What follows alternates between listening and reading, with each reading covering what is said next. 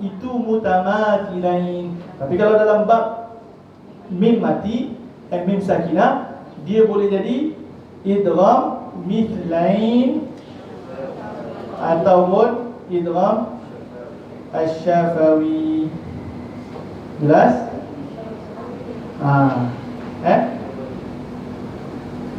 Kalau kita idgham mithlain syafawi, maknanya boleh digunakan sebagai idgham mithlain syafawi pun boleh, mithlain pun boleh, syafawi boleh. Tapi kalau mutamathilain tak boleh. Sebab kita kena faham bahawa idgham mutamathilain itu pertemuan dua huruf yang sama bagi selain daripada huruf-huruf yang kita bahaskan. Sekarang kita nak bahaskan mim sakinah. Mim sakinah. Baik. Kemudian kita tengok pula idgham mithlain syafawi. Idgham mithlain syafawi ialah memasukkan mim sakinah ke dalam huruf mim berbaris berserta dengung. Kadar panjang bacaan dengung idgham mithlain syafawi ialah 2 harakat. Cara bacaan idgham mithlain syafawi dibaca dengan merapatkan kedua bibir berserta dengung. Ni yang tadi kita bahaskan, kan? Kalau mim iqlab itu mim yang majazi. Kalau ni dia memang mim hakiki. Sebagai contoh apa? Ada tak? Dia bagi contoh. Lahum mathala. Lahum mathala. Disebabkan dia ada gunnah, jadi tak letaklah kat sini apa-apa tanda. Tak letaklah situ apa-apa tanda. Sebab itulah dalam perkara istilah tadi tu, idgham mim sakinah, dari segi istilah tadi apa?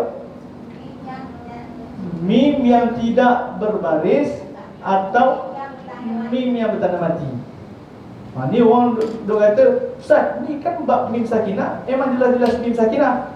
Itu mim yang ada tanda. Ada mim yang tak ada tanda. Antaranya ni lah. Sebab apa tak ada tanda? Sebab berlaku gunnah. Kalau dia jelaskan mim itu, sekarang ni bila berlaku gunnah, maknanya mim pertama ni kita tak sebut dah. Dia seolah-olah kita baca idgham apa tadi? Menjadi kedua-duanya satu huruf yang bertasydid ketika melafazkannya. Okey? Jadi mim ni dah tak ada. Dia termasuk terus idgham. Sebab itulah dipanggil idgham mithlain. Kenapa mithlain? Sebab makhraj dan sifat yang sama. Kalau makhraj dan sifat yang sama, tak boleh ada partner yang lain. Mesti kalau mim dengan mim. Tapi sekarang kita tengah bahaskan bab ahkam mim sakinah. Jadi mim bertemu dengan mim. Lahum mathala. Okey? Mim mati bertemu dengan mim juga. Jadi kat sini bila dia letak sabtu, maknanya hukum bacaan dia apa?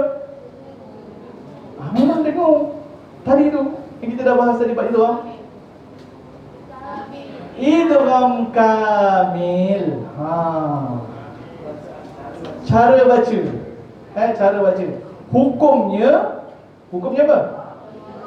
Idgham mithlain syafawi. Kalau ditulis idgham mithlain saja pun betul. Kalau idgham syafawi juga betul.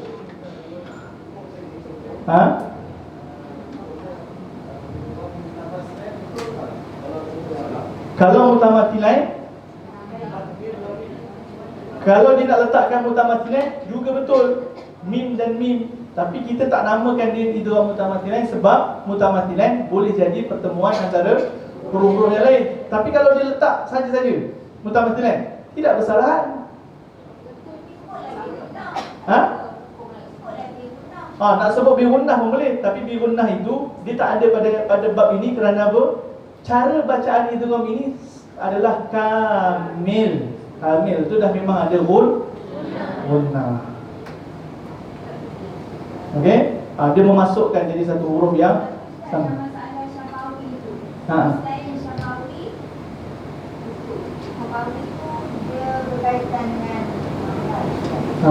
Syafawi itu adalah syafatain.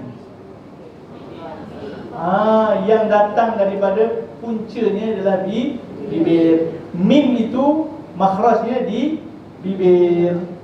Dua bibir bertemu dengan mim juga, itu yang jadi ada apa tadi? Ada syafawi. Mislain, jangan salah faham Mislain adalah dua huruf yang sama. Itu yang kita katakan mislain. Tapi kalau letak mutamathilan pun betul.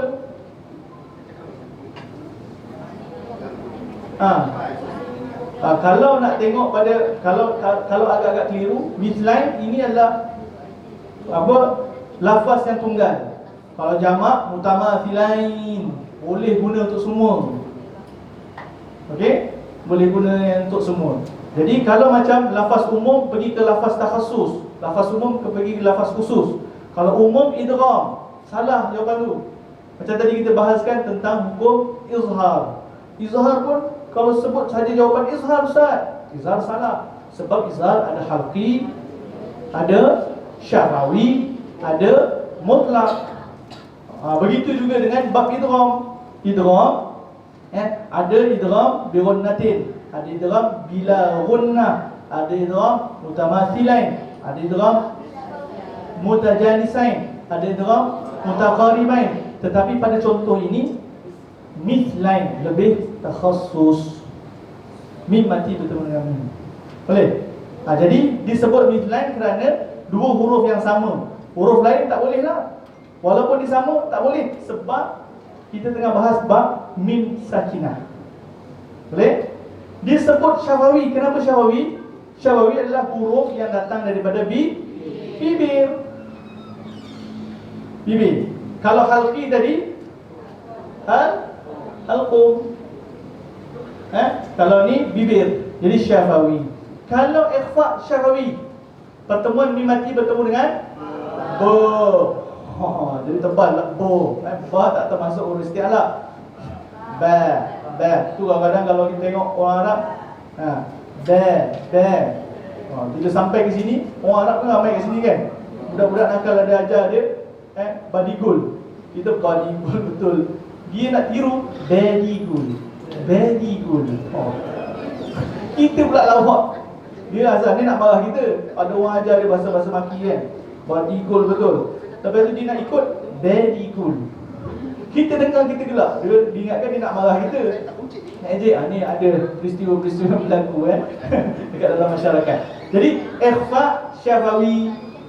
Mim mati bertemu dengan ba. Mim itu huruf syafatain. Ba juga huruf syafatain. Ada berapa huruf syafatain? Ada? Syafatain. Ba, waw, mim. Tiga je.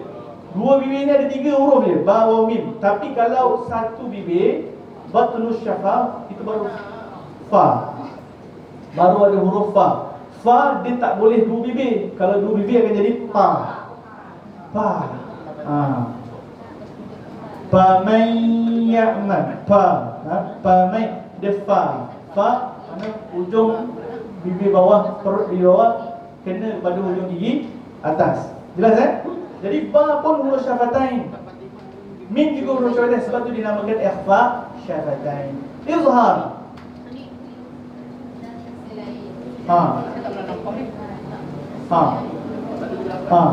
Kenapa disebut izhar syafawi? Ya, kerana nak bezakan antara izhar halqi atau izhar mutlak. Dah memang kita bahaskan tentang bab mim. Inilah rumah dia syafatain, syafawi. Jelas? Jadi ada tiga hukum yang menyampaikan pada makna ahkam mim as-sakinah. Yang pertama, mim bertemu dengan mim. Yang kedua, mim dan mim, mim dan ba. Satu lagi mim. Selain macam nak sebut dalam simbol pangkah mim dan ba. Ilmu simbol ni penting ni. Ilmu simbol ni penting. Sivil. Okey. Tak ada istilah, ada perbezaan apa tentang nama-nama yang diberi oleh ulama-ulama kitab-kitab kuning yang lama, ulama-ulama Nusantara ke, ulama-ulama apa Indo kan, yang Muktabar, yang Arabiah ke, kita Arab tu semua tak ada. Memang diletakkan nama tu dan ada sebab. Tadi kita dah tahu sebabnya. Kalau Halqi tadi kenapa, kalau Syafawi tadi kenapa. Boleh? Maknanya semua sama. Cuma macam idgham wajibul gunnah. Wajibul gunnah. Nama lain bagi wajibul gunnah apa?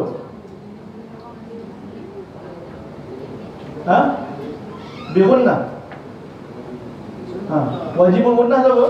Mim mati ataupun nun atau mim yang nun dan mim yang bertasydid. Itu dipanggil wajibul gunnah.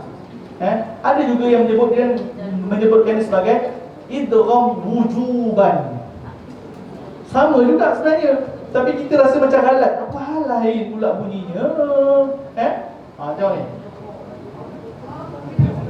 Satu, wajibul gunnah. Satu lagi, idgham wujuban.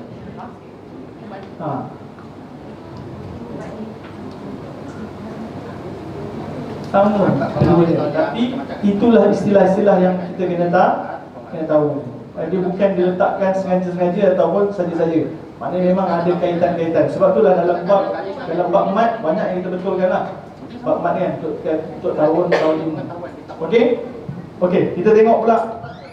Dia kata kat sini tadi apa? Idgham mithlain syafawi dibaca dengan merapatkan kedua bibir.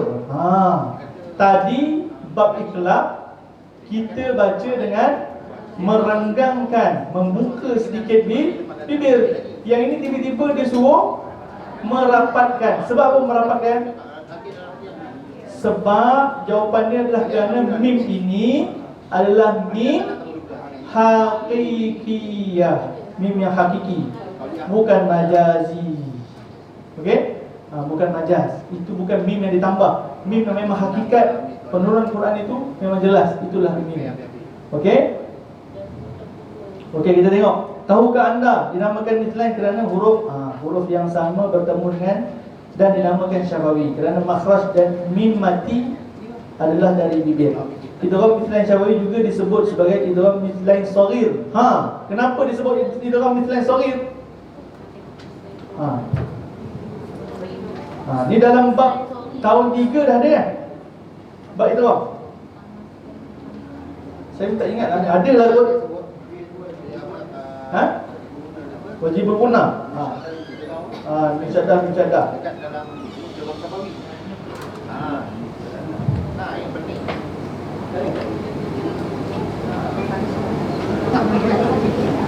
Okey, sekarang ni disebut dalam tahukah anda tu, satu ada idgham mithlain, ada idgham syafawi, ada idgham mithlain syafawi, tapi nama lain ada disebut sebagai idgham mithlain shaghir. Kenapa ada idgham mithlain shaghir? Okey, betul.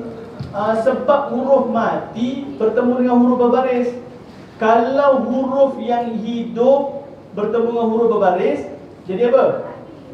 Idgham.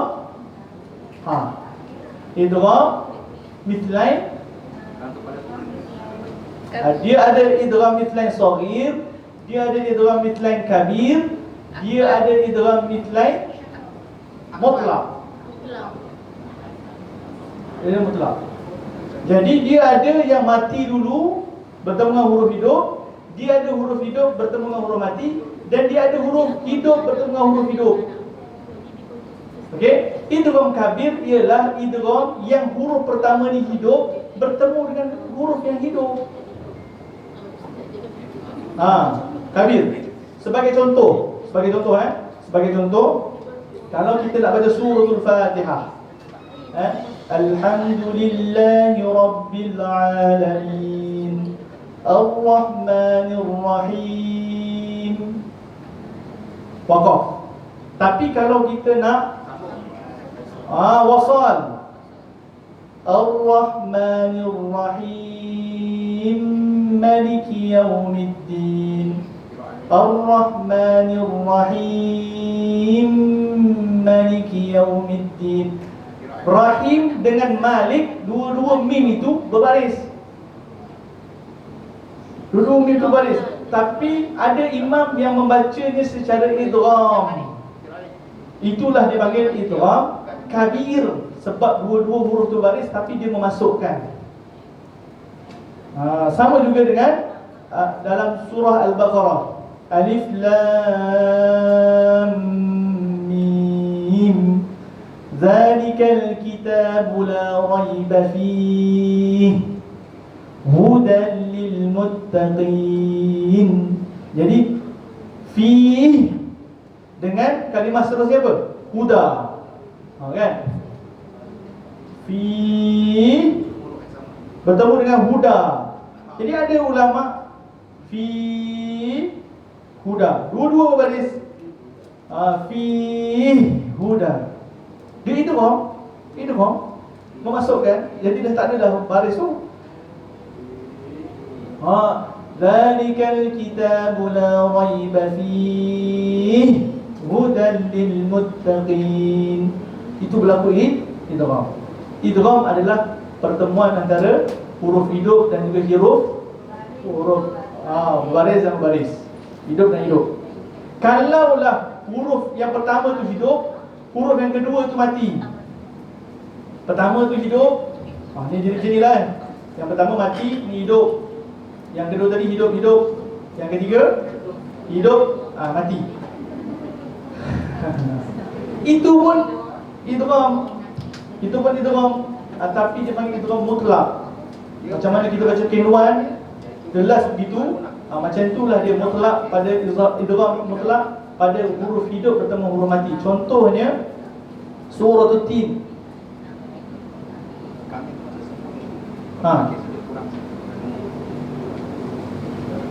Wat-tini waz-zaitun wa turi sinin wa hadzal baladil amin laqad khalaqnal insana fi ahsani taqwim thumma radadnahu asfala safilin illa alladhina amanu wa 'amilus salihati falahum ajrun ghairu mamnun.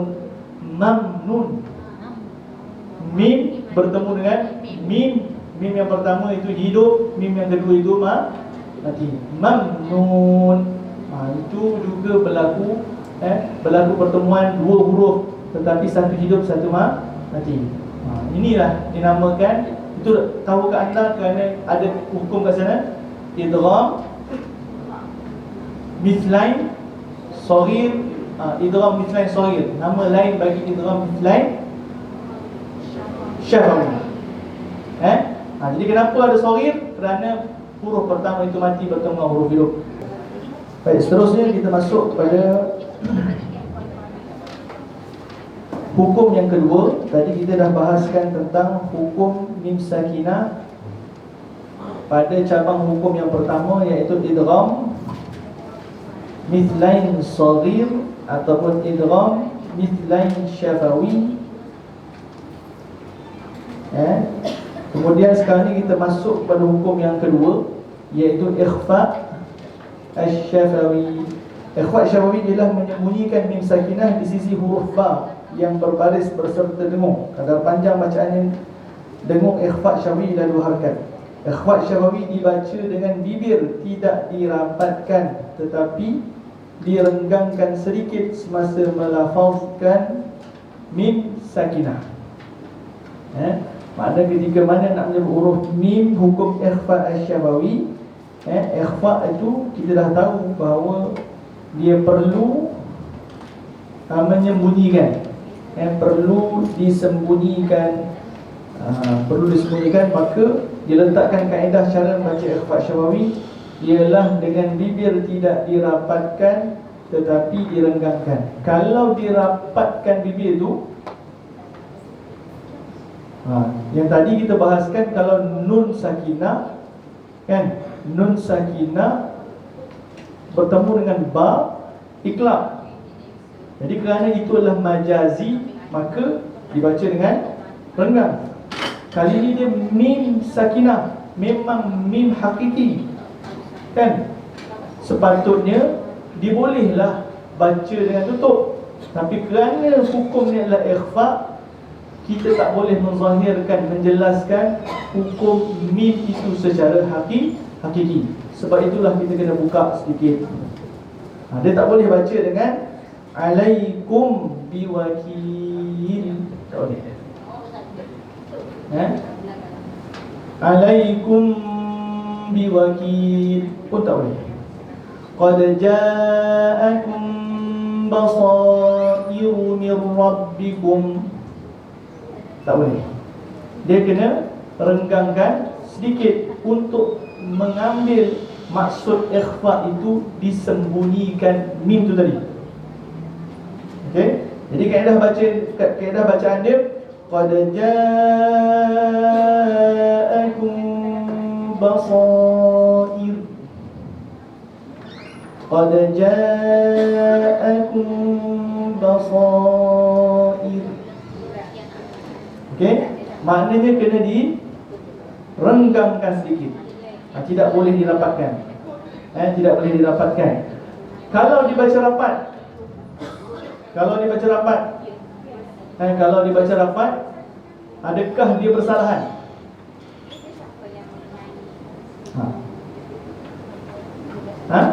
Kalau dibaca qad ja'akum basair, gunnah ada, kan? Jadi idgham pula. Dia kata jadi idgham. Mim mati bertemu ba. Kalau idgham jadi qad ja'akum basa, sebab dia mim tu dah dimasukkan dalam ba. Dalam ba. Jadi sebenarnya bersalahan lah. Sebab yang dimaksudkan sini ikhfa asy-syafawi, kena disembunyikan. Tapi kesalahan itu bukanlah lahnul jan, dia hanya lahnul khafi, makna kesalahan yang ringan, yang ringan. Tapi sebaiknya baca dengan dalam keadaan direnggangkan bibirnya. Okey. Seterusnya kita tengok pada aktiviti.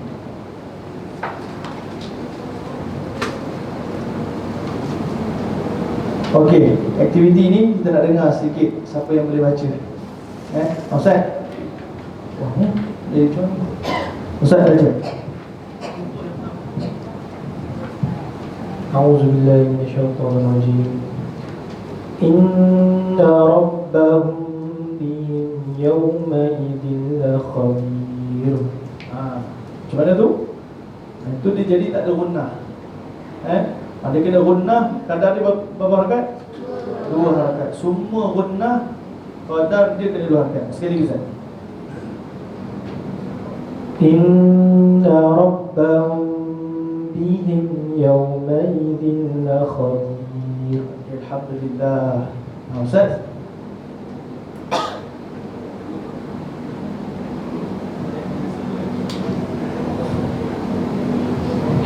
ترميهم بحجارة من سجيل.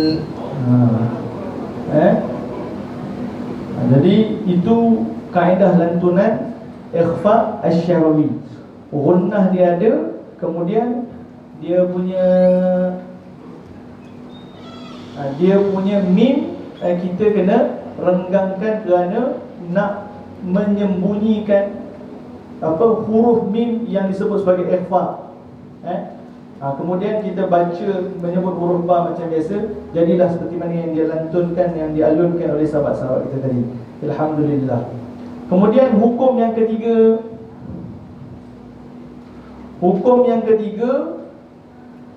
izhar syafawi. Jadi izhar syafawi ialah menyatakan bunyi mim sakinah yang bertemu dengan huruf selain daripada huruf mim dan ba yang berbaris tanpa dengung. Ni tanpa dengung. Izhar syafawi dibaca dengan cara merapatkan kedua bibir tanpa dengung. Ini kaedah nak baca izhar syafawi. Izhar syafawi ada berapa huruf? Selain daripada mim dan ba. Huruf ta, sa, jim, ha, kha, dal, zal, ra, zai, sin, shin, sad, dad, ta, dha, ain, ghain, fa, qaf, kaf, lam, nun, waw, ha, hamzah, ya. 26. 26. Jadi 26 huruf ini mestilah dibaca secara merapatkan bibir dia kerana mengambil makna kepada izhar. Mengambil makna kepada izhar. Izhar mesti dibaca dengan jelas, nyata dan terang. Maknanya bila kita nak mengalunkan bacaan pertemuan mim dan bertemu dengan ain, maknanya mim itu kena baca secara izhar. Kita memperlihatkan huruf mim tanpa ragu-ragu. Faya'khudhakum 'adzabun wa antum zalimun. Apa lagi? Hum dallu. Apa lagi? Yamkurun. Mim mati bertemu dengan huruf selain mim dan ba. Namun begitu, ada ulama suruh kita berhati-hati apabila mengalunkan hukum izhar syafawi dalam keadaan mim mati bertemu dengan waw dan juga fa. Kena jaga-jaga. Jaga-jaga tu kenapa? Sebab kebanyakan orang-orang awam, anak-anak kita, dia membaca dalam keadaan memasukkan gunnah. Bahkan kadang-kadang berlaku idgham. Bukan gunnah lagi, idgham. Mim tu dimasukkan ke dalam fa, mim tu dimasukkan ke dalam waw. Sepatutnya dibaca dengan izhar mim itu secara jelas, tetapi kerana gangguan yang ada pada huruf fa dan waw itu adalah huruf syafatan, kebanyakan mereka apabila baca tanpa berhati-hati, dia membaca dengan memasukkan mim ke dalam huruf selepasnya. Ada contoh kat sini kan? Mim mati bertemu dengan waw. Zalikum wassakum bih. Sepatutnya zalikum wassakum bih. Tapi disebabkan dia tak berhati-hati, zalikum, macam sedap kan? Zalikum wassakum bih. Macam tu. Begitu juga dengan pertemuan mim mati bertemu dengan fa. Patutnya wahum fiha khalidun. Tapi sebabkan gangguan dan tidak berhati-hati, wahum fiha khalidun. Sebab apa mudah terganggu? Sebab mim mati bertemu dengan fa. Fa itu adalah huruf syafatan, huruf daripada bibir. Mim mati terganggu bertemu dengan waw. Sebab apa? Sebab waw juga adalah huruf syafatan. Mim mati tak bertemu dengan ba dalam bab izhar.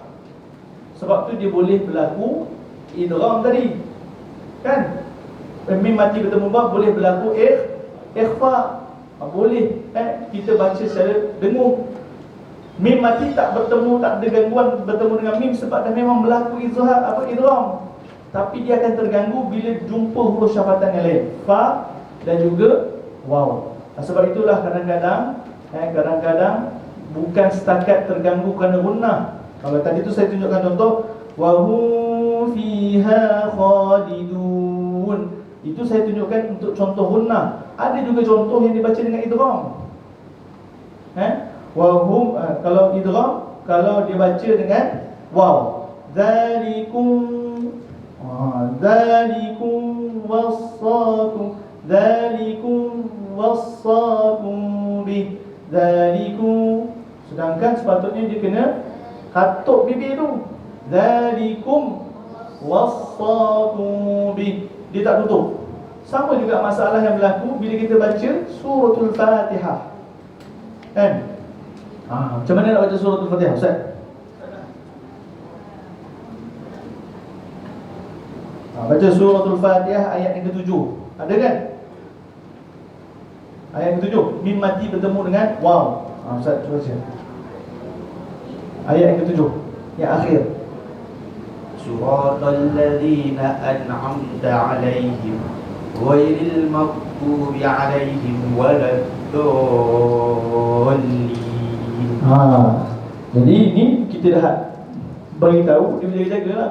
Alaihim waladdallin. Tapi kalau tak berjaga-jaga, akan bunyi ghairil maghdubi 'alaihim waladdallin. Masalah sebab dia membaca dalam keadaan dia apa? Dia menambah sifat yang baru pada mim sakinah di sana. Sepatutnya hukum dia izhar. Izhar syafawi kena kena baca jelas, nyata dan terang. Tapi dia berlaku kat sana ada gunnah. Dan kadang-kadang terganggunya sampai boleh idgham. Alaihim wa. Kalau itu dengung alaihim waladdallin, itu dengung. Ada yang tu alaihim sedangkan dia kena tutup alaihim waladdallin. Jadi nanti bila nak sampaikan pada anak didik, nak buat latihan satu-satu huruf diperdengarkan, kemudian kena diperingatkan apabila bertemu dengan mim mati, bila bertemu dengan huruf fa dan juga waw. Teori mesti dia hafal tau. Teori semua boleh hafal. Mim mati bertemu selain dengan mim dan ba, semua hafal. Bila baca bil kalimah macam ni, semua betul. Tapi bila baca tengah tadarus ke, tengah talaqi ke, tengah apa lagi, macam-macam lah. Bila kita nak syafawi, suruh baca, mulalah terganggu. Sebab kerana dua huruf ini tadi, mim bertemu dengan fa atau waw, dia adalah huruf syafatan yang mudah terganggu. Jelas? Okey. Seterusnya kita tengok latihan. Okey. Latihan Suratul Mu'minun. Siapa boleh baca? Bismillahirrahmanirrahim. Qad aflahal mu'minun alladzina hum fi salatihim khashi'un. Okey, sambung belakang dia. Tadi ada sedikit gangguan tadi kan? Alladzina hum berlaku gunnah. Ada sedikit gangguan, maknanya mim terganggu kerana bertemu dengan huruf fa. Dengar tadi contohnya kan? Okey, Ustaz memang saja dia baca untuk diperdengarkan. Okey, seterusnya. Wallazina hum 'anil lagwi mu'ridun. Okey, cantik. Wallazina hum lizzakati fa'ilun. Okey, belakang dia. Belakang. Tu sebelah belakang. Ustazah.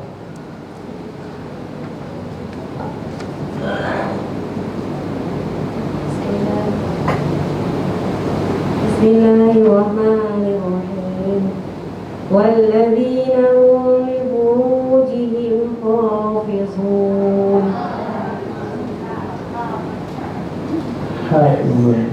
Walladzina hum li furujihim hafizun. Okey, belakang dia. Illa ala azwajihim aw ma malakas aymanuhum fa innahum ghayru malumin. Baik, alhamdulillah. Semua dapat perdengarkan dengan baik. Cuma tadi dalam ni ada dua lah tempat yang kita suruh jaga-jaga tu kan. Alladzina hum fi salatihim khashi'un dengan aymanuhum fa innahum ghairu malumin. Sebab mim mati bertemu dengan fa. Baik, ni kena jaga-jaga, kena jaga-jaga dan berhati-hati. Baik, seterusnya kita masuk kepada pelajaran yang ketiga, iaitu qalqalah. Qalqalah dari segi bahasa disebut sebagai lantunan. Kalau dalam ilmu kitab bahasa Arab disebut ittirab. Al-ittirab. Al-ittirab diterjemahkan sebagai gangguan.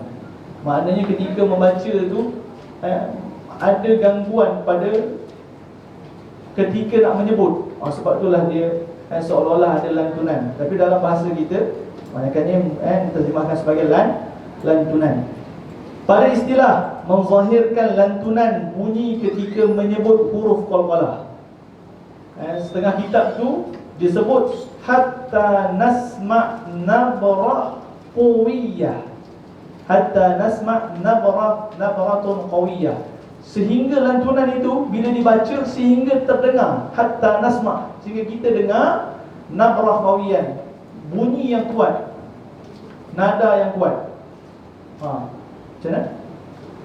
Letupan. Ustaz Syawal. Kuat sangat ni lantunan letupan ni kan. Tapi nak bagi tahunya dia seolah-olah diganggu begitu. Bunyi apa? Detakan yang kuat. Hatta nasma'. Hatta nasma'. Cara bacaan qalqalah, makhrajnya ditekan dengan kuat dan dilepaskan. Bahagian qalqalah terbahagi pada tiga. Satu qalqalah sughra, satu lagi qalqalah kubra, satu lagi qalqalah akbar. Qalqalah sughra, kubra dan juga akbar. Baik. Jadi apa beza qalqalah sughra, kubra dan juga akbar?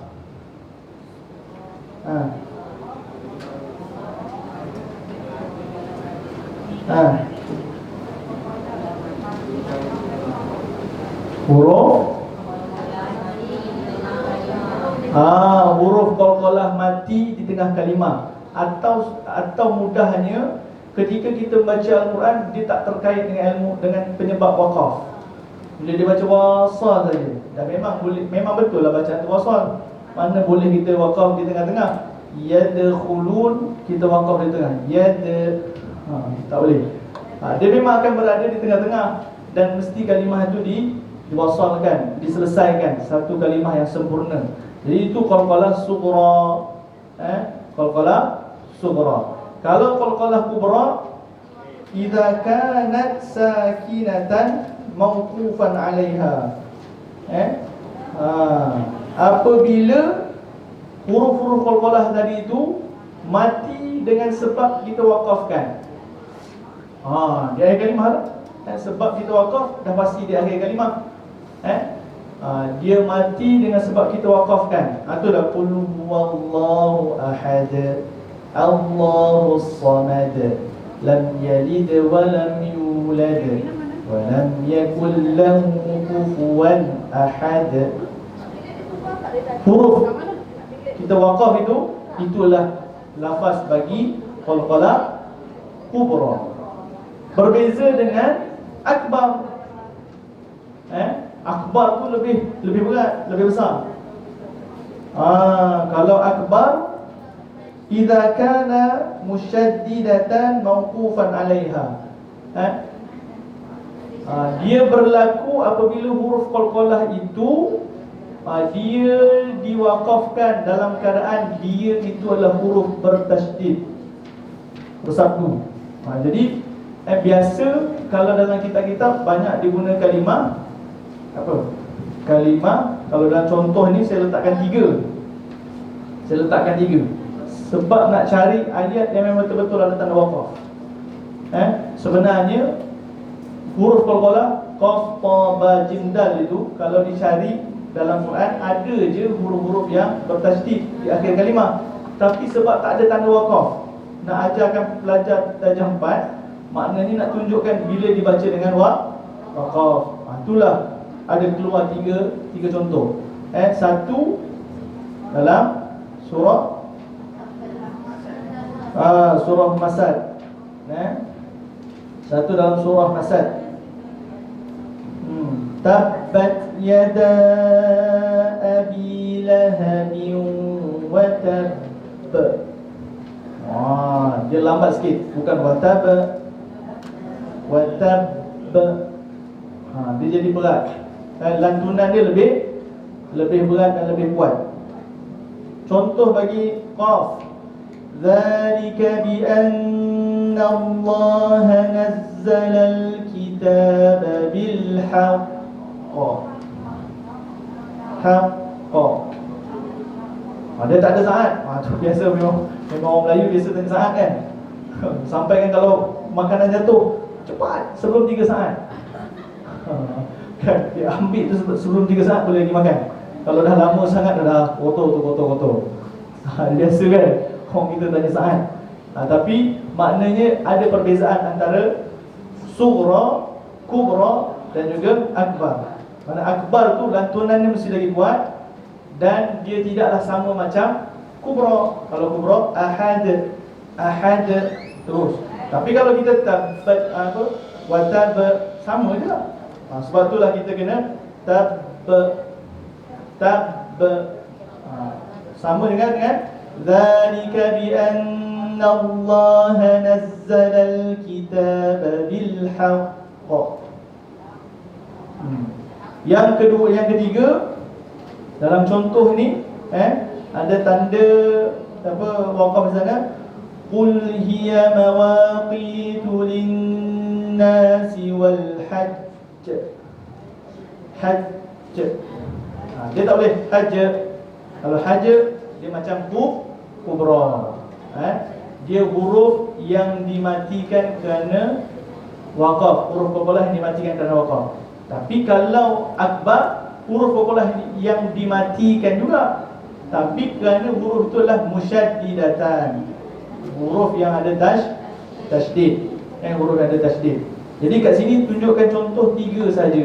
Dan kebanyakan ni kalau kita tajwid, ada yang tunjukkan hanya satu, ba tu saja. Ba tu saja. Haq tu ada juga, tapi biasanya diguna kalimah wa tawasaw bil haqq. Itu biasanya dia letakkan contoh. Tapi tinggal lagi dia letakkan contoh situ, kat situ tak ada tanda waqaf. Jadi bila bagi tahu budak tetap amalan dia tak ada wa tawasaw bil haqqi wa tawasaw bis sabr. Dia terus dia tak ada waqaf. Kalau sini memang ada tunjukkan tanda waqaf. Jadi maknanya qalqalah ada terbahagi kepada 3. Yang jadi masalah, jadi kebiasaan, yang jadi gangguan pada anak-anak kita, generasi Quran kita, anak-anak di negeri Selangor. Bila kita mengalunkan bacaan, kebanyakannya mereka ada gangguan kepada huruf qalqalah akbar. Itu biasa. Kalau kita tengok kat masjid ada majlis khatam Quran, pun biasa ada gangguan-gangguan tentang melafazkan qalqalah akbar. Tapi kalau qalqalah kubra dah biasalah. Dah biasa. Qalqalah sughra lagi biasa. Lagi biasa. Jadi yang jadi biasa gangguannya adalah pada qalqalah akbar. Okey, kita buat latihan sikit surah Al-Masad. Okey, boleh.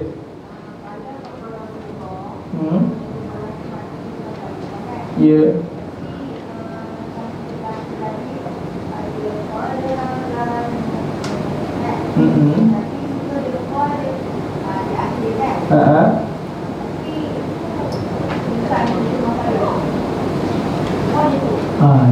Ketika wasal. Sebab tu saya kata tadi idza kana sakinah qad aflahal mu'minun. Sebab okey. Ada contoh dalam ni? Muka surat 30.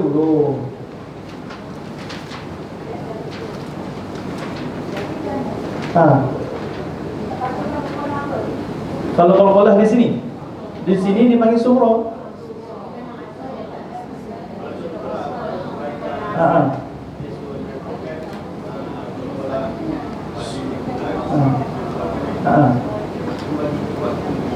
Kalau dia letak qad itu pada surah salah. Kalau contoh kita cakap apa? Kita keluarkan qad aflahal mu'minun alladzina hum fi salatihim khashi'un. Kita bagi dua ayat ni kan.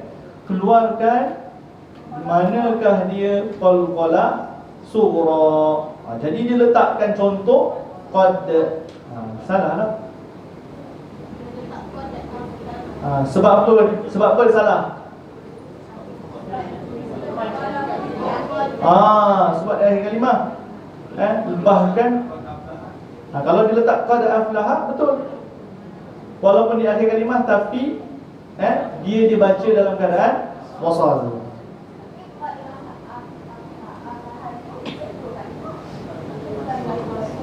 Maknanya dia berada di tengah-tengah. Dan tu berada di tengah-tengah.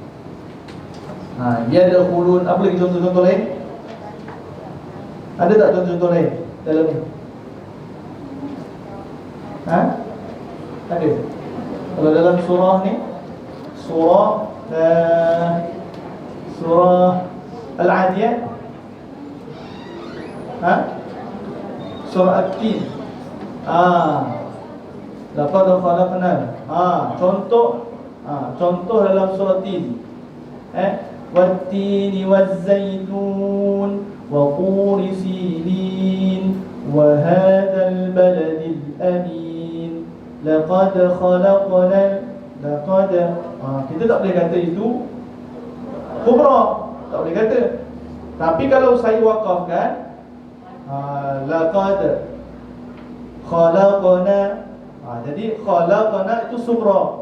Kalau laqad kubra. Tapi kalau saya wasalkan, digariskan pula, itu sebagai contoh yang saya ambil adalah laqad khalaqna. Laqad khalaqna. Kita bagi dua kalimah itu, jadi itu dianggap di pertengahan sebab berlaku wasal. Anda kena tahu perkara ini berlaku kerana dia dibaca. Dibaca dan ada sebab dia wasal dan ada sebab dia waqaf. Contohlah yadkhulun tadi kan. Saya kata tu kalimah dal tu di tengah-tengah. Yadkhulun. Tapi dia nak waqaf. Saya nak ambil yad dia. Khulun tak nak ambil. Itu saya namakan dia sebagai waqaf. Waqaf kamu tu silap. Sebab memang sebenarnya dia kena baca dengan wasal, habiskan kalimah, walaupun dia berada di tengah-tengah. Laki maksud. Betul lagi lah. Itu jadi apa? Waqaf qabih. Bukan akhbah. Kalau akhbah yang merubah maksud, yang apa, kalau dalam keadaan kita sedar, boleh mengubah makna kalimah Quran. Waqaf qabih itulah. Sepatutnya, melainkan di iltirari. Nafas tak ada ni. Sampai saya dah nak beri macam tu. Contohnya dia nak hafaz Quran, sepatutnya dia kena baca a'udzubillahi minasyaitonirrajim, bismillahirrahmanirrahim, al-haqqah. Tu hukum dia mad lazim kalimi mustaqal. Tapi dia tak ada nafas, dia asma. Al-haqqah.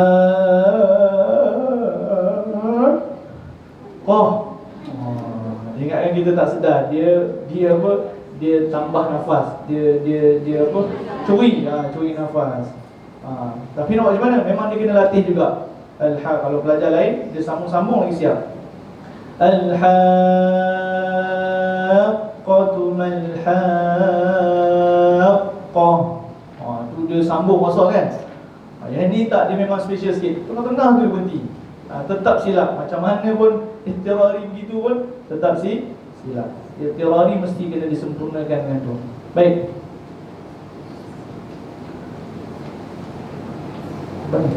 Oh ni lah pengertian qalqalah kubra. Qul huwallahu ahad. Jadi saya nak minta buka surah Al-Adiyat. Buat latihan suratul Adiyat. Ada dalam set masing-masing. Ada. Jalankan mic tu. Mic tu belakang. Belakang. Bismillahirrahmanirrahim. والعاديات ضبحا فالموريات قدحا فالمغيرات صبحا. Okey, belakang dia.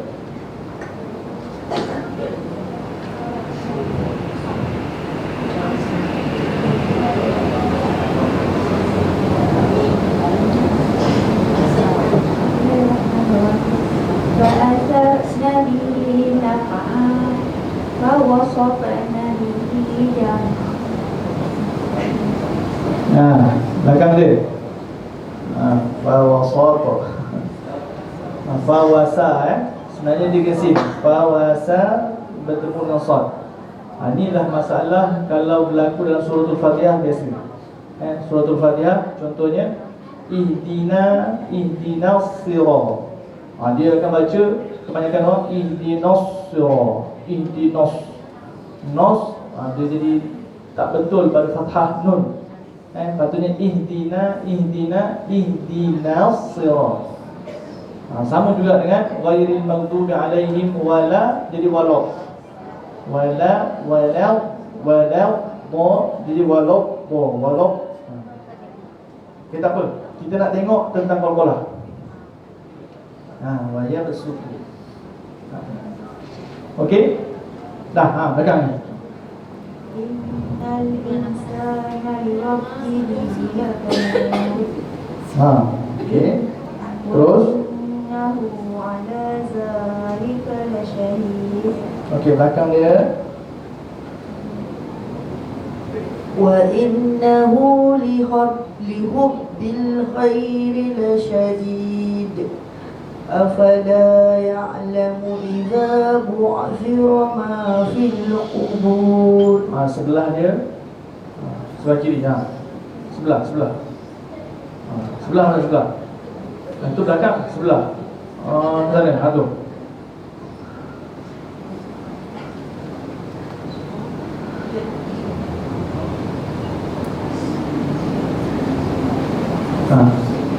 Okey. Boleh? Siapa yang baca? Baca.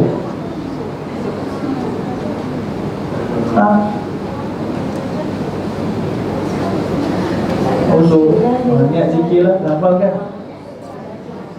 Okey, tak apa.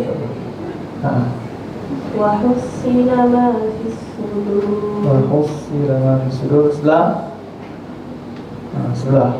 Sebelah. Baru jumpa. Dia main pas-pas mic ni bagus juga. Okey. Inna rabbahum bihim yawmaidin khabir. Okay, Alhamdulillah. Ini sebenarnya kalau nak dibahaskan banyak perkara yang melibatkan ahkam tajwid di sini. Tapi saya mengambil tumpuan untuk bab qalqalah. Bab qalqalah ni ada dalam ni ada yang disebut sebagai qalqalah sughra. Sebab apa sughra? Sebab dia berada di tengah-tengah. Contohnya dhabaha, qadaha, subha, naqa'a. Itu semua berada di tengah-tengah. Jangan sampai, kadang-kadang ada juga yang sampai dah biasa jamaah. Jamaah tu bunyi qalqalah, betul dah bunyi qalqalah. An'am kan. Ini jamaah. Jadi jam'ah, maknanya itu bukan qalqalah, tapi sebab dah biasa dah disedap kan. Daripada atas tu subha, naqa'a. Jama'a, sampai jama'a. Lepas tu disebabkan dah biasa dengan surah, dia sampai ke lakanud, dia takut. Tapi sebenarnya kat sinilah yang kita kena menampakkan perbezaan lantunan. Surah tu lebih ringan, kubra itu lebih besar, lebih kuat, dan akbar itu mesti lebih besar daripada kubra. Kalau kita baca sama je, tak ada beza lah, takut-takut. Jadi kat sini kita nak bezakan dalam suratul Adiyat ini, nak bezakan antara perkara yang sughra bagaimana. Kalau ini patutnya innal insana li rabbih lakanud. Pagi je. Lakanud wa innahu ala dhalika lasyahid. Pagi. Jangan syahid. Comel. Saya nampak comel lah sebab dia punya angguk tu macam takut-takut. Dia sebenarnya boleh bagi je. Sebab itulah kalau tertib pada akbar itu, lantunan dia lebih kuat dan sedikit ambil masa, yang macam mana kita dah talaki tadi dalam surah Al-Masad. Baik, seterusnya kita nak masuk bab Alif Lam Ta'rif. Tapi sebelum masuk Alif Lam Ta'rif, kita bacalah ramai-ramai surah Al-Adiyat tadi tu. Biar semua dapat baca dengan apa, dengan pengetahuan yang telah kita bahaskan atau kongsikan tadi.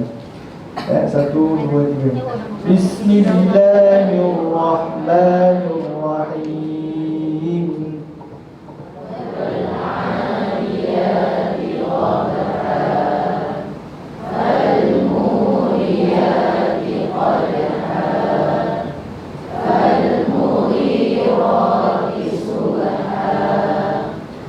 فأثرن به نقعا فوسطن به جمعا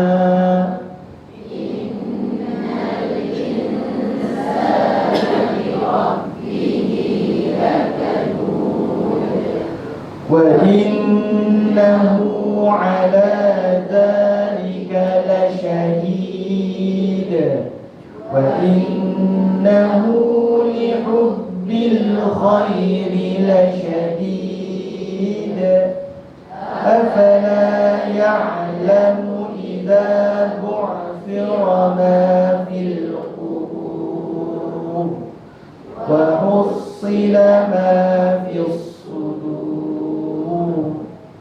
إن ربهم بهم يومئذ لخبير. Alhamdulillah. Okay, suratul Masad pula. Bismillahirrahmanirrahim. Tabbat yada abi lahabin wa tabb. Ma aghna anhu maluhu wa ma kasab. Sayasla naran ذات لهب وامرأته حمالة الحطب في جيدها حبل من مسد. Sadaqallahul Azim. Kenapa dia tak ambil satu surah? Dan baca dua tu. Kan? 4 ni pula. Tapi mujurlah memang penanda arahan tu betul. Suratul Masad 1-4 memang 4 ayat lah kan? Macam-macam. Oh tak, buat urat ruangan. Betul lah tu. Sebab nanti kan dia mengganggu yang lain-lain kan. Okey, seterusnya pelajaran yang keempat, iaitu ini macam mana nak sebut? Alif Lam At-Ta'rif. Dia biasa ada juga kalau cakap Ustaz, ni double ke macam mana ni? Al-Ta'rif. Al-Ta'rif saya pun okey. Jadi kita sebut huruf alif lam at-ta'rif. Okey. Alif lam at-ta'rif ialah huruf lam yang didahului dengan hamzah wasal yang terdapat pada kata nama. Ada misal di sana Al-Rijal dengan Al-Kitab. Kemudian alif lam ta'arif ni memang ada dua nama. Satunya alif lam qamariyah, satu lagi alif lam asy-syamsiyah. Alif lam al-qamariyah, alif lam asy-syamsiyah. Ada nama lain tak? Tak ada. Alif lam ta'arif, itu nama tajuk dia. Bahagian dia alif lam qamariyah, alif lam syamsiyah. Soal ni ada nama lain tak? Biasa dengar. Sebenarnya ada dalam kitab-kitab Melayu itu memang ditulis dengan nama yang lain. Kemudian itu sangat bagus. Yang pertama, alif lam qamariyah disebut di sana sebagai izhar qamariyah. Izhar qamariyah. Izhar. Dalam alif lam syamsiyah disebut idgham syamsiyah. Kadang-kadang ada juga yang menamakan dalam kitab-kitab Melayu idgham qamari. Ada juga disebut sebagai izhar syamsi. Bukan izhar, terbalik. Idgham syamsi. Kalau tadi izhar qamari. Sebab apa itu berlaku? Sebab memang itulah hukum bacaan. Kitab-kitab Nusantara ni dia terus masukkan hukum bacaan. Memang kalau alif lam qamariyah dibaca dengan izhar pada lam tu, alif lam dibaca dengan izhar. Kalau alif lam syamsiyah memang dia baca dengan idgham. Sebab apa idgham? Memasukkan alif lam tu dimasukkan kepada kata nama tu. Sebab itulah contoh tadi. Tengok contoh kat depan tu. Kan? Misal Al-Rijalu. Ini alif lam syamsiyah. Tapi kenapa ada kitab Melayu sebut idgham syamsi? Sebab memang alif lam itu diidghamkan terus masuk ke huruf 14 huruf syamsiyah. Jadilah dia idgham syamsi. Jadi jangan terkejut pula. Sebab guru biasa dulu juga sendiri. Bila beli ada terbeli buku kitab Indonesia, beli buku, kadang-kadang ada beli buku kitab kuning lama-lama. Kalau yang keluaran Telaga Biru, PTS, Karya Bistari yang lately ni, kebanyakannya diguna pada nama yang asal dia. Hukum ni dia bawa kemudian. Tapi itu sama je. Macam Al-Kitabu, Al-Kitab, dia sebut sebagai izhar qamari. Sebab izhar qamari, sebab memang alif lam itu dibaca secara jelas. Dia tak boleh masuk dengan Al-Kitabu, tak boleh. Al-Kitabu tak boleh. Dia kena Al-Kitabu. Sebab apa? Sebab dia terikat dengan huruf-huruf dia. Dia terikat dengan huruf-huruf dia. Kita tengok alif lam al-qamariyah. Alif lam qamariyah ialah apabila alif lam bertemu dengan salah satu huruf-huruf alif lam al-qamariyah dengan menyatakan bunyi huruf lam tanpa dengung. Jadi ada 14 huruf. Ada 14 huruf. Bakinya 14 huruf yang lain adalah syamsiyah. Jadi disebut sebagai alif lam qamariyah ni, huruf-hurufnya terhimpun dalam satu syair. Abghin hajjaka wa khaf aqimahu. Abghin hajjaka wa khaf aqimahu. Ini 14 huruf. 14 huruf ada pada syair ini. Ada pada bait itu. Jadi huruf-huruf ini apabila bertemu dengan alif lam, maka dibaca secara izhar. Sebab itulah ada hukum izhar.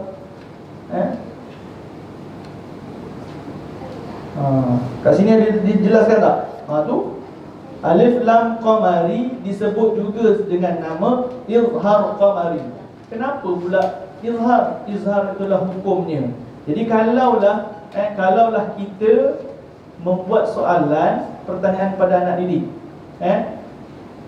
kita bagilah suratul Fatihah, alhamdulillahi rabbil alamin. Jadi alhamdu tu kita garis, al-alamin kita garis, kan? Jadi kita bagi tahu apakah hukum pada kalimah berikut. Jadi dia jawab, alhamdu adalah alif lam qamariyah. Kalau hukum bacaan barulah izhar. Ini jangan keliru.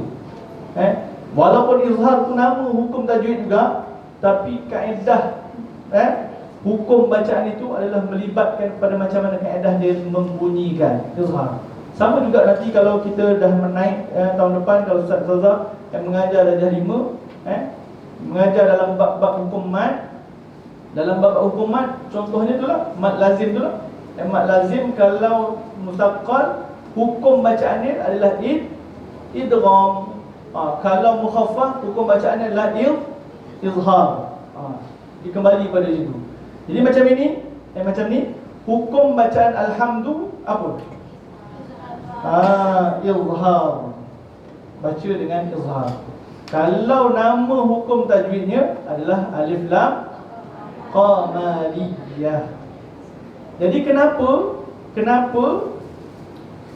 dinamakan alif lam qamariyah?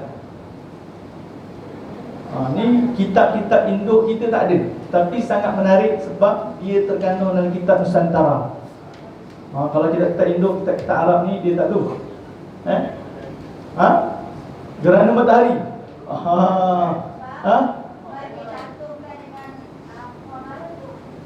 Sebab dicantumkan dengan qamarun. Jadi nasyid susah.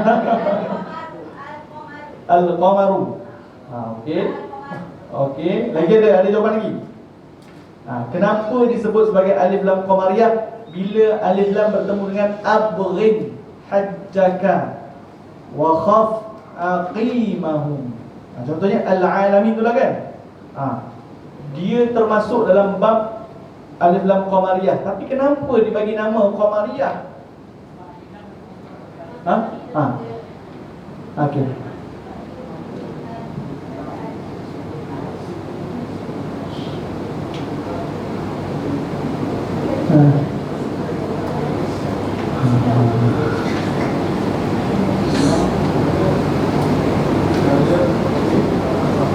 Kamu. Betul. Dalam kitab-kitab Nusantara memang dijelaskan Al-Qamariyah ini maksudnya dalam bahasa Arab kepada bahasa Melayu, Qamariyah itu adalah bulan. Jadi bila kita lihat bulan, kita boleh lihat dengan jelas. Kalaulah dia gerhana boleh lihat jelas, tak gerhana pun boleh lihat jelas. Sebab cahayanya tu tidak sampai mengganggu kanta mata kita untuk melihat. Dia berbeza dengan Asy-Syamsi. Asy-Syamsi ni matahari. Matahari bila kita nak lihat, kita tak boleh. Sakit. Sakit. Jadi kerana itulah diletakkan Al-Qamariyah itu sebagai hukum izhar. Jadi pada alif lam yang bertemu dengan abghin hajjaka wa khaf aqimahum, huruf-huruf yang kita sebutkan tadi itu, maka dibaca dengan izhar secara jelas. Kerana apa? Kerana seperti mana Al-Qamariyah, lihat pada bulan itu kita boleh lihat tanpa ada gangguan, begitulah dia dibaca tanpa terganggu dengan huruf-huruf lain. Maksudnya lam itu dibaca secara jelas. Boleh.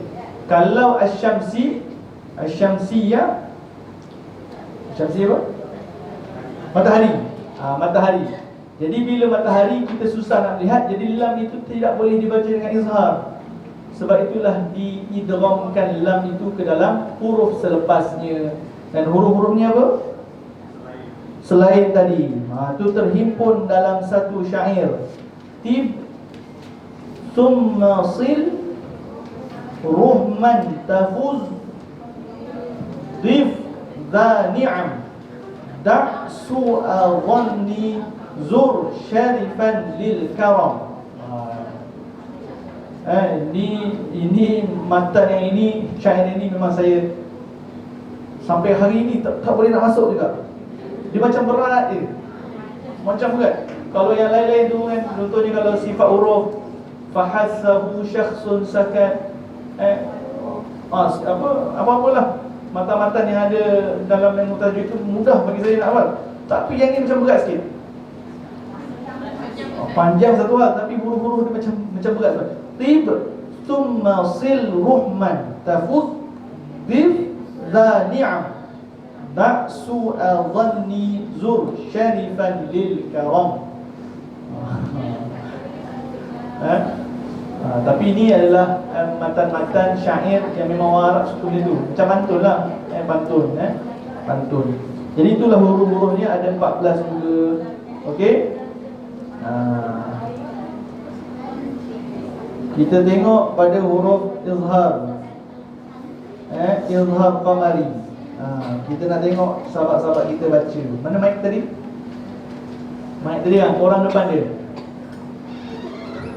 Jangan cabut bateri pula je. Okey, boleh baca. Suratul Haqqah. Bismillahirrahmanirrahim. Al-Haqqah. Okey. Mal-Haqqah. Okey. Wa ma adraka mal-Haqqah. Okey, depan dia. Nanti kalau ustazah baca di kemudian hari, huruf lam tak boleh diqalqalahkan. Al-Haqqah dia kena jaga. Dia al-Haqqah. Izhar kan? Izhar maknanya baca jelas lam tu, tanpa gangguan. Seterusnya, A'udzu billahi minasyaitonir rajim. Kazzabat Samud wa 'Adun bil qari'ah. Ini pun alif lam qamariyah.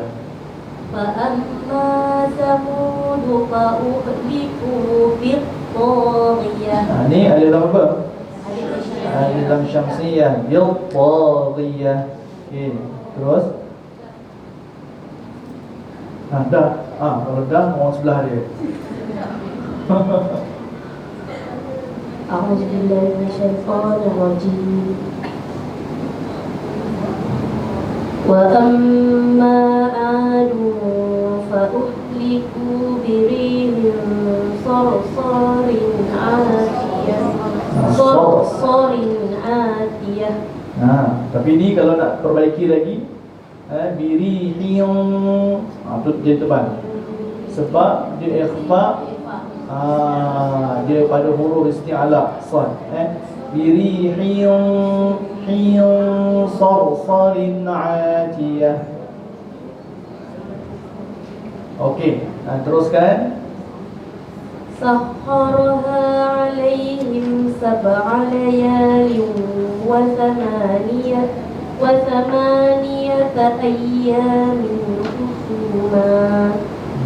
وثمانية أيام حسوما فترى القوم فيها صرعا كأنهم أعجاز نحل خاوية. Okey, teruskan orang depan. أعوذ بالله من الشيطان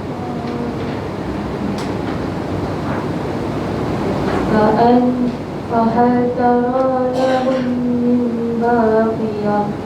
Ni tadi kita dah bahaskan tadi. Iqlab. Kita buka sikit. Gunnah. وجاء فرعون ومن قبله والمؤتفكات بالخاطئة. Siapa nak cuba? Yang ni. Waja'a Fir'aun wa man qablahu. Saya nak dengar nun mati betul muqaf yang tebal. Ada. Ustaz lah. Ustaz. Boleh? Suara Ustaz jelas sikit.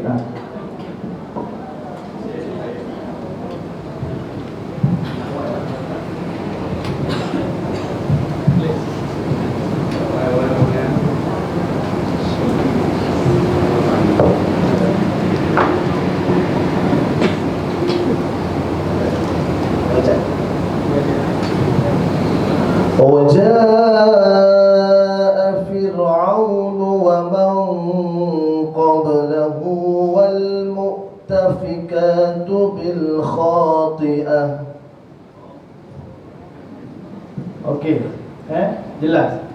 Maknanya saya sebenarnya nak memperlihatkan apa kaedah melantunkan huruf wa man qablahu wal mu'tafikatu bil khati'ah. Okey. Seterusnya, Ustazah, depan Ustazah.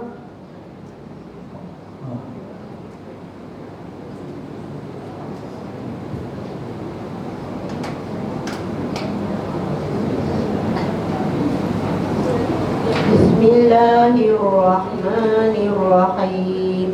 Fa'asaw rasula rabbihim fa'akhadahum akhdatan rabiyah.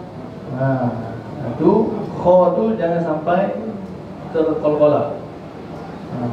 Itu jaga. Okey. Akhdatan rabiyah. Okey, sebelah dia. Biasa depan kan di sebelah, tidur dia.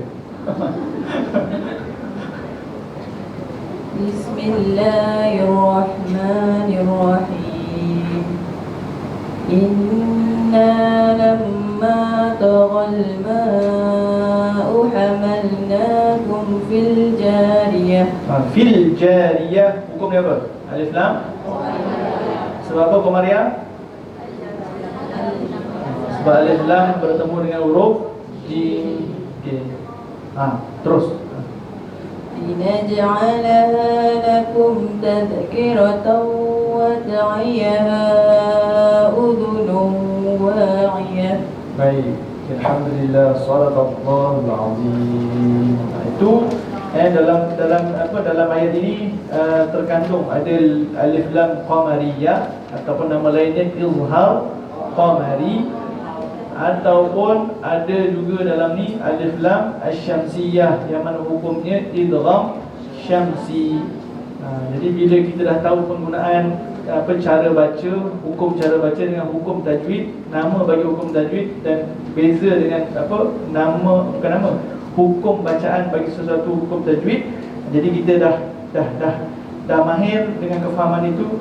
Jadi bila kita nak soal jawab dengan anak didik, jadi kita tahu bagaimana kita nak tanya dan apa jawapan yang tepat bagi anak-anak.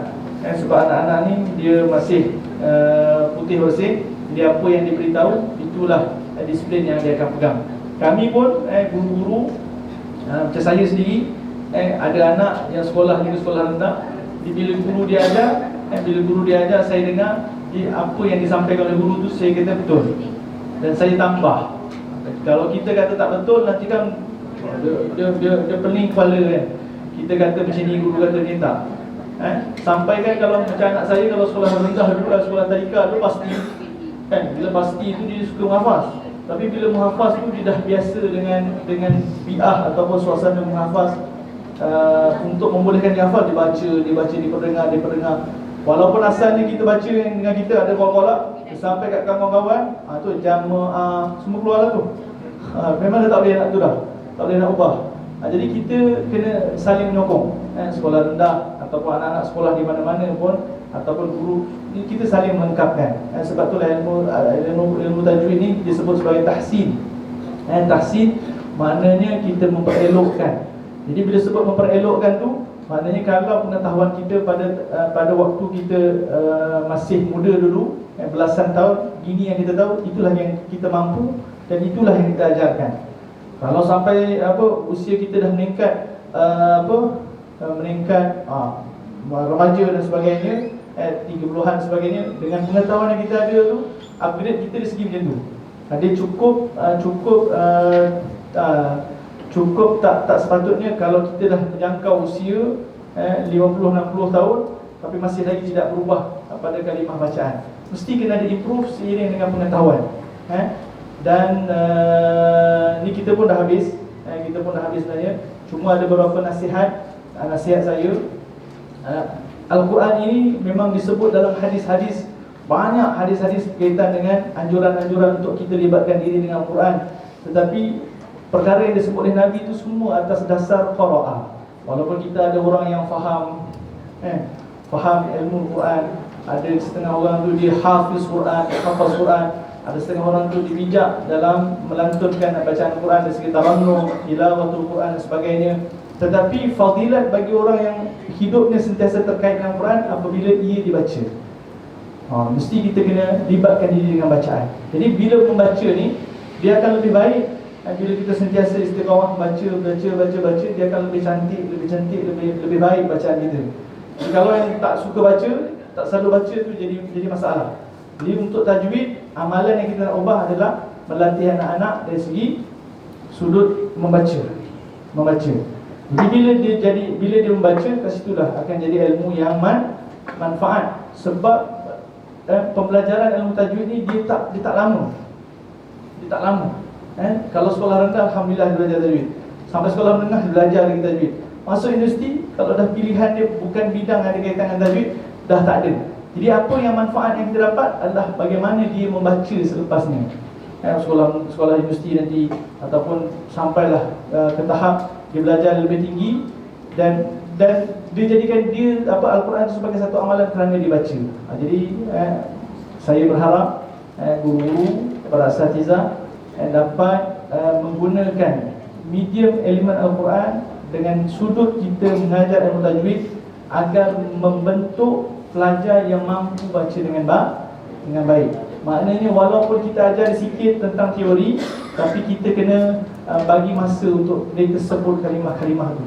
Kalimah-kalimah tak banyak, tapi biar dia sebut dengan kemahiran yang dia ada, dengan setara umur mereka. Kalau kita yang baca mungkin semuanya tepat, lebih kurang itulah. Tapi kalau anak-anak baca, dia dengar, tapi bila dia nutkhahkan dia, kadang-kadang boleh jadi silap. Jadi pembelajaran bila dia baca dan kawan lain dengar itu berkesan. Jadi boleh diteruskan boleh diteruskan dalam lapangan masing-masing. Jadi sekadar itu perkongsian kita. InsyaAllah kalau ada rezeki, ada masa, kita bertemu dalam siri yang dahsyat sikit lah, tahun 5. Tahun 5 dahsyat. Saya ke daerah-daerah yang lain, bila mengajar, bila berkongsi untuk kitab tahun 5 ni, dia yang saya kena bersedia adalah soal jawab. Cikgu akan tanya kenapa, dan kita bagi huraian, kena bantu dia faham. Itu susah. Bantu faham ni sebab rezeki saya adalah menyampaikan, tapi faham tu adalah rezeki Allah Ta'ala bagi, bukan kemampuan saya. Tapi bila kita buat daurah atau kursus, akhirnya dia seronok, lepas tu dia akan jalinkan ukhuwah lah dengan saya kemudian. InsyaAllah kalau Ustaz diberi rezeki tahun depan mengajar tahun 5, jumpa lagi lah insyaAllah. Sekadar tu yang lemah yang kurang daripada saya. Aku qauli hadza, astaghfirullahalazim li wa lakum. Assalamualaikum warahmatullahi taala wabarakatuh.